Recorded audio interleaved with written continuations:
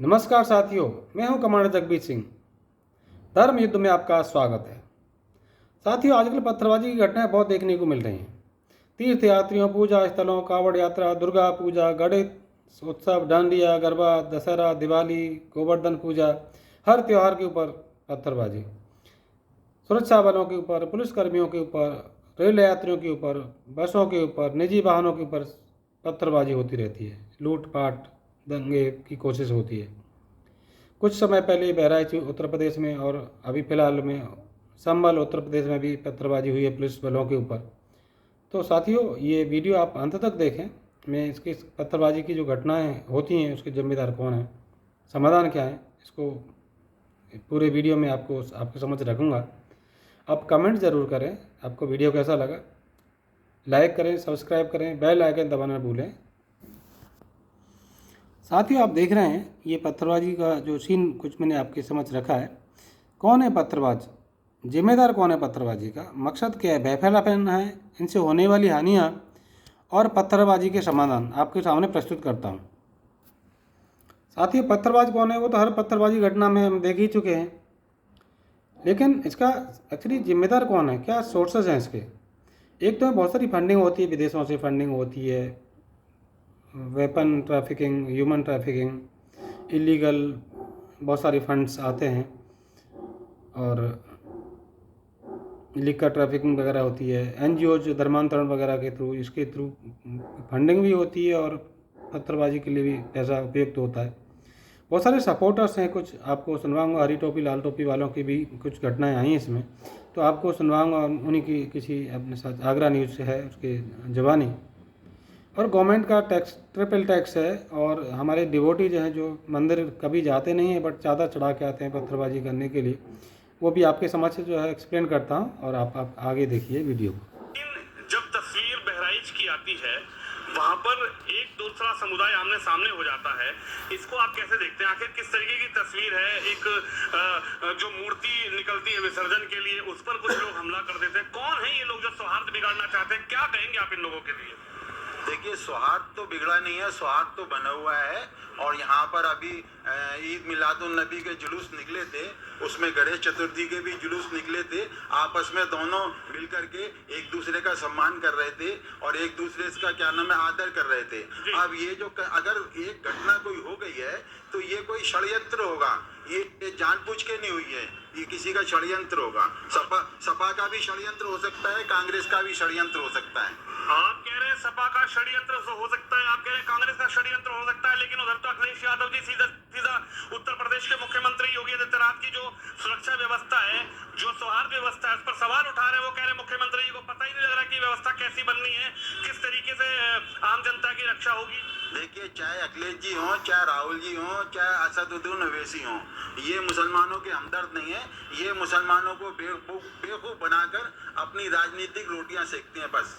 इन्होंने कभी मुसलमानों के विकास की बात नहीं करी, कभी मुसलमानों की तरक्की की बात नहीं करी, कभी मुसलमानों की तालीम याफ्ता होने की बात नहीं करी, कभी मुसलमानों को बरसरे रोजगार होने की बात नहीं करी कि मुसलमान की गरीबी कैसे दूर होगी, मुसलमान बरसरे रोजगार कैसे होगा, मुसलमान अच्छी अच्छी पोस्टों पर, सरकारी नौकरियों पर कैसे पहुंचेगा।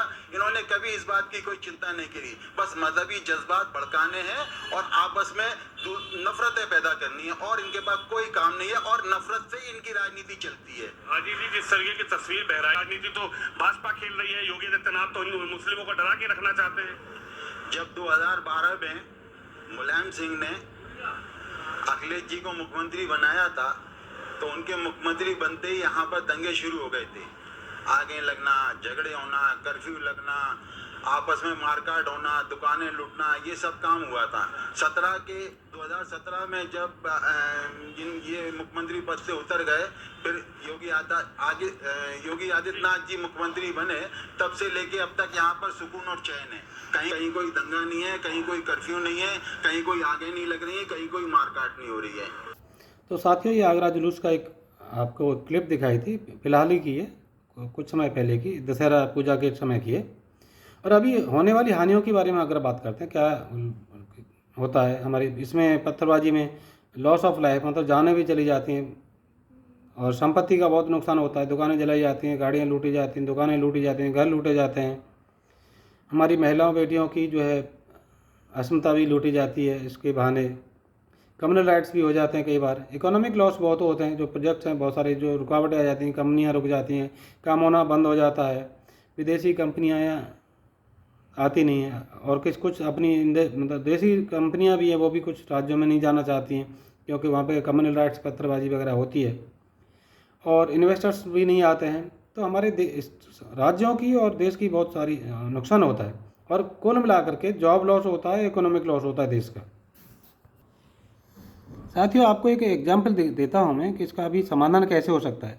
हम ये देख रहे हैं, हमने आग लगती है, आग की गाड़ी भी देखी है बहुतों ने। 4 तरह की आग बताई जाती है, ठोस पदार्थ में लगने वाली आग, तरल पदार्थ में, गैसों में लगने वाली आग है, और धातुओं में लगने वाली आग है।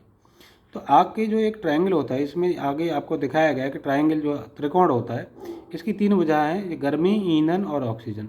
इसमें से कोई भी एक भुजा को अगर काट दिया जाए, तीनों में से एक अलग कर दिया जाए तो आग बुझ जाएगी। अगर हम ऑक्सीजन को काट देंगे तो आग बुझ जाएगी, गर्मी को हटा देंगे तो आग बुझ जाएगी, और ईंधन को काट देंगे तो आग बुझ जाएगी। तो उसी तरह से अगर हम आगे चलते हैं कि इसमें क्या होता है, पत्थरबाजी घटनाओं में क्या होता है, इसमें भी 3 भुजाएं, मैंने अभी यहाँ पर भी एक त्रिभुज बनाया है। तो यहाँ पर भी हीट है, यहाँ पर भी फ्यूल है, और यहाँ पर भी ऑक्सीजन है। तो यहाँ पे अगर मैं लूँ हीट को, तो हीट जो है हमारी पॉलिटिक्स की तरफ से बोल सकते हैं, एंटी नेशनल एलिमेंट्स हैं, फॉरेन ऑपरेटिव्स हैं, वो भी उसको हीट पैदा करते रहते हैं। और फ्यूल दें तो फॉरेन फंडिंग भी हो सकती है, पॉलिटिक्स वाले भी फंडिंग दे सकते हैं, इलीगल एक्टिविटीज़ से भी हो सकता है, और फ्रीवीज वगैरह से भी फ्यूल पैदा होता है। और जो ऑक्सीजन कहाँ से मिलती है, हमारे एक तो गवर्नमेंट के ट्रिपल टैक्स सिस्टम थे, फ्रीवीज वाला जो है, और ये लिबरल जो हिंदूज हैं, ये भी बहुत सारी जो है इसको एक्चुअली एक ऑक्सीजन देते रहते हैं। अभी मैं आपको ये जो बॉक्स अलग बनाया है ऑक्सीजन वाला, तो इसको बताते हैं कि अगर ऑक्सीजन को हम अलग काट देंगे तो ये यहाँ पे पत्थरबाजी घटनाएं रुक जाएंगी। तो साथ ही पत्थरबाजी के लिए अभी ये ऑक्सीजन वाली लाइन को काटने के लिए मैं जो बात कर रहा था कि वो कैसे कट कर सकते हैं, कि जो साथियों घुसपैठ ये हैं हमारे यहाँ पर, फ्री राशन, फ्री बिजली, फ्री पानी, फ्री मेडिकल फैसिलिटीज़ वगैरह लेते रहते हैं, उनकी अगर जो और पत्थरबाजी में इन्वॉल्व हैं,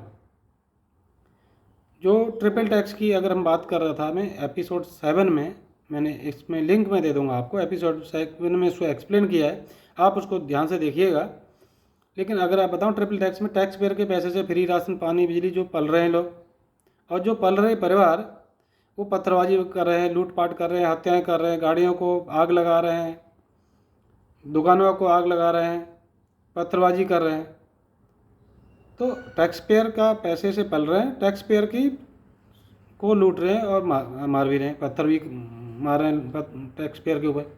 और तीसरा है कि उसको इन्वेस्टिगेशन करने के लिए हमारी पुलिस वगैरह लगी हुई है, उसको रोकने के लिए, कंट्रोल करने के लिए जब ये लोग लगे हुए हैं, तो वहाँ पे तीसरा, और उसको रिक्रिएट करना है कि जान माल का नुकसान हो गया, गवर्नमेंट की प्रॉपर्टी का नुकसान हो गया है, तो उसको रिक्रिएट करने के लिए भी फिर पैसा लगना, फिर भी टैक्स पेयर का पैसा जाना। तो 3 तरह का ट्रिपल टैक्स चला जाता है, टैक्स पेयर के ऊपर मार चली जाती है।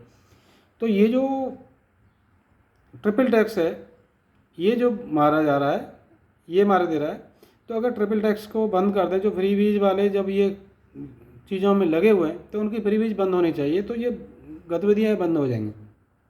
और एक है हमारे जो डिवोटीज हैं हिंदूज, जो मंदिर तो नहीं जाते लेकिन चादर चढ़ा के आते हैं, और वो लोग जो चादर चढ़ा करके आते हैं, वो जिम्मेदार हैं कि वो उनके जो बच्चे पढ़ने वाले थे, पढ़ते अच्छे स्कूल में जाते, इंजीनियर डॉक्टर बनते, और सेना में जाते, पुलिस में जाते, वो लोग पढ़ लिख नहीं पाते, मदरसे में रह के चले जाते हैं, और फिर बाद में, और ये आपने देखा है कि शायद ही कोई आगे कहीं बढ़ता होगा फिर, और वो पैसा जो चादर पर चढ़ता है उसको मिसयूज करने के लिए मदरसा में चला जाता है, और उसकी लूटपाट होती है।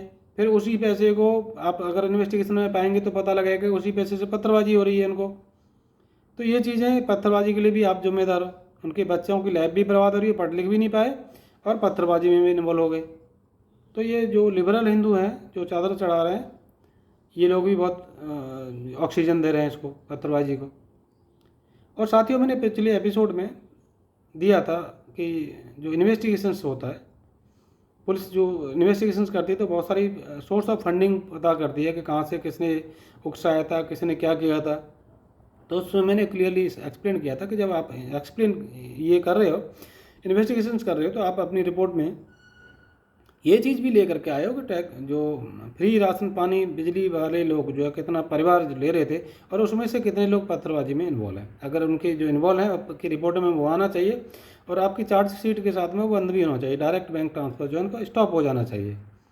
और मैंने उसमें एक और रिक्वेस्ट किया था कि जो CAG भी अपनी रिपोर्ट एनुअल रिपोर्ट जो दाखिल करते हैं तो उसमें देखें कि फ्री बीज वाले जो परिवार हैं कितना पैसा उनके ऊपर खर्चा हुआ और उन परिवारों में से जो पत्थरबाजी जो कर रहे हैं उन्होंने कितना जान माल का नुकसान किया, कितनी दुकानें लूटी, कितनी गाड़ियां जलाई, कितना भारत की संपत्ति का नुकसान हुआ, गवर्नमेंट की प्रॉपर्टी का नुकसान किया और उनके इन्वेस्टिगेशन में कितना खर्चा हुआ था उसकी अपनी ये रिपोर्ट में कंप्लीट एक्सपेंडिचर लगा लें और उसके रिकवरी के लिए भी रिकमेंडेशंस दें। और जिन लोगों को जो पत्थरबाजी है फ्री बीज वगैरह में जो इन्वॉल्व हैं जितने भी परिवार उनके जहाँ पर भी जो इन्वॉल्व हो गए ऐसी चीज़ में उनकी सारी फ्री बीज बंद कर देनी चाहिए। इवन जो ड्राइविंग लाइसेंस वगैरह जो लिंक्ड जो भी जितने भी उनके वो हैं लिंक्ड अपराध हैं या सुविधाएं सारी बंद हो जानी चाहिए। तो वो चीज़ को मैंने बताया था। अगला इसमें आपको एक और चीज़ में रिकमेंडेशन करना चाहूँगा कि जो जुडिशल प्रोसेस है और जो कन्फाइनमेंट वगैरह है उनको मेनलैंड में ना होकर के आइलैंड उनके लिए एक नियुक्त कर दिया जाए। काला पानी जो पहले व्यवस्था कुछ हुआ करती थी जो सबने सुना है, तो उन्होंने समुद्र भी नहीं देखा होगा, लोग समुद्र भी देख लेंगे। वहाँ पर ही उनकी जुडिशल प्रोसेस होनी चाहिए। लोग वहाँ पे जाएंगे, परिवार से जब दूर रहेंगे उनको पता लगेगा कि भाई परिवार से दूर हो जाएंगे तो पत्थरबाजी फ्यूचर में नहीं करेंगे, उनके फ्री राशन पानी फ्री बीज बंद होंगे तो पत्थरबाजी नहीं करेंगे। तो इससे काफ़ी जो है सुविधा हो जाएगी। आपको बहुत थोड़ा सा जब ये जो मेरा वीडियो आपको कैसा लगा प्लीज़ बताइएगा। अगर ये रिकमेंडेशंस सही है तो आप लाइक और कमेंट करें, आप कमेंट करना ना भूलें। और ऐसी अगर ये एक्शंस एक्टिविटीज़ अगर गवर्नमेंट इस पर लेगी तो आप देखेंगे कि बहुत ही जो कुछ ही समय में आपको पत्थरबाजी एकदम बंद हो जाएगी, कंप्लीट समाधान हो जाएगा इस चीज़ का। बहुत बहुत धन्यवाद।